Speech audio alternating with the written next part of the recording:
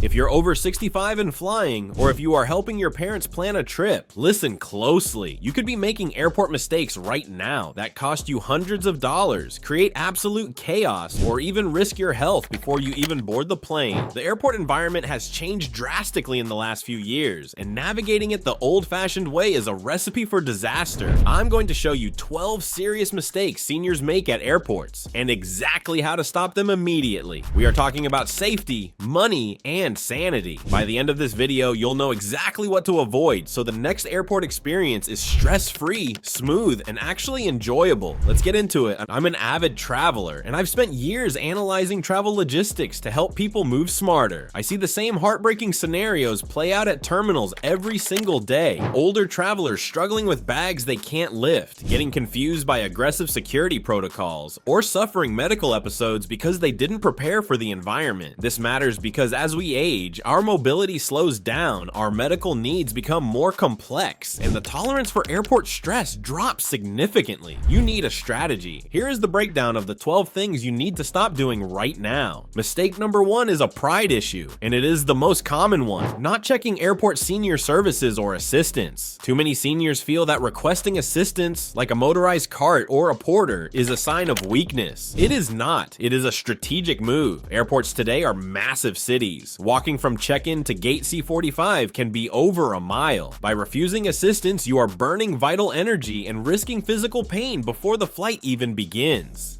Stop assuming you can walk at all. Pre-book the assistance. It is free, it gets you through lines faster, and it ensures you arrive at the gate with energy to spare.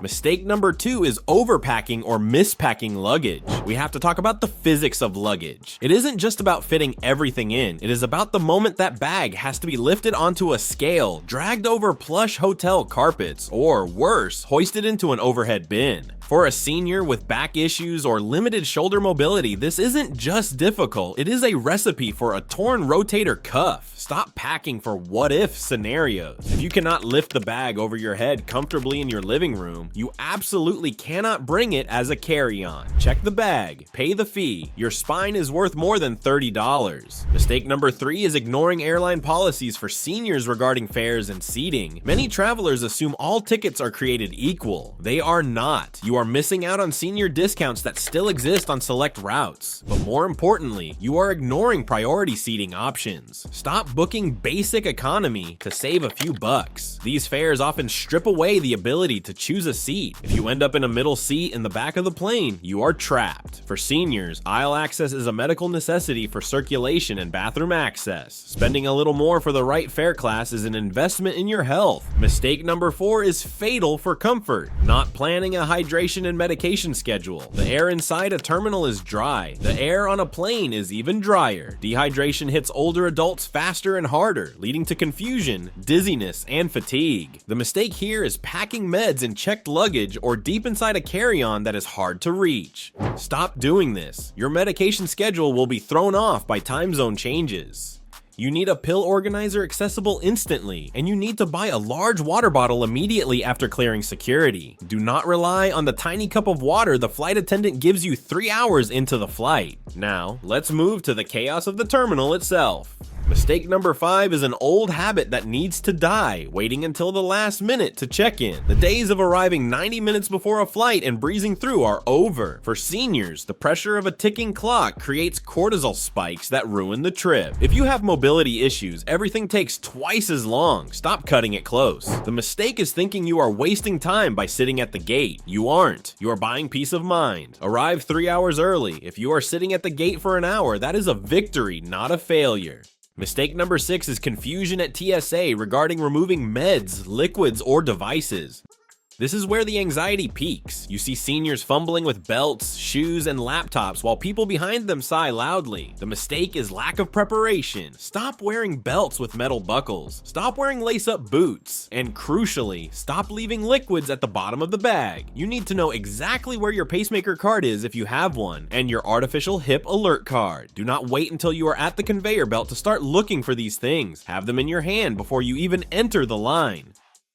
Mistake number 7 is not knowing airport shortcuts, lounges, or quiet areas.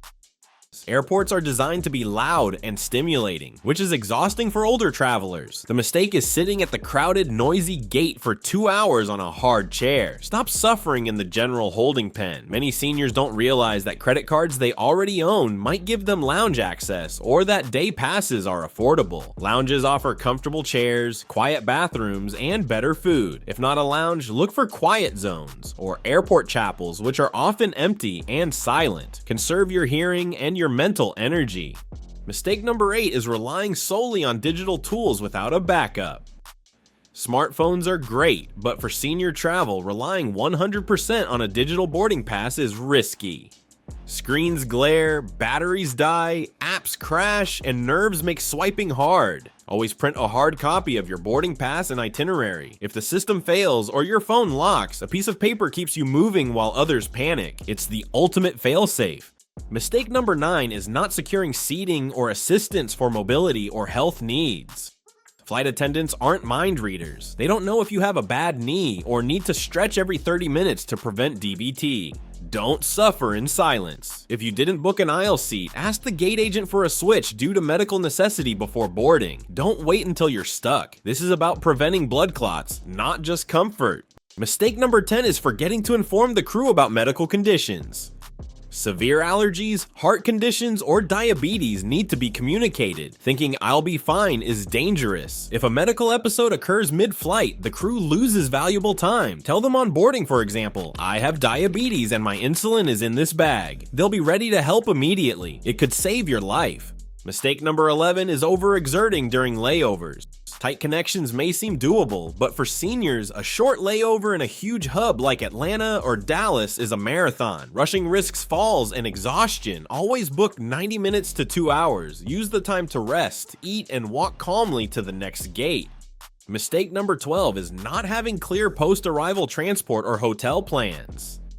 Landing exhausted and figuring out Uber or a shuttle is stressful. Don't leave it to chance. Have a car service booked with a sign at baggage claim or a printed hotel shuttle schedule. Know exactly where you're going the second you step outside. Here's the game-changing bonus tip: TSA Cares. This isn't just pre-check, it's a helpline for travelers with disabilities, medical conditions, or special circumstances. Call 72 hours before your flight. They can assign a passenger support specialist to meet you, guide you through security, assist with medical devices, and ensure you aren't rushed. It's a free VIP service that removes the biggest bottleneck of travel. Use it. It changes everything. This isn't just about avoiding annoyance. It's about maintaining independence and seeing the world safely. Which mistakes do you or your parents make the most? Heavy packing or refusing a wheelchair? Share in the comments. I read them and want to know your stories. If this helped, I'd love to hear from you. Drop a comment and tell me which part of this video resonated with you the most, or share a quick story from one of your own trips. I read every comment, and your experiences make this community way more fun. Like and subscribe for more no-nonsense travel advice. Safe travels, and I'll see you in the next one.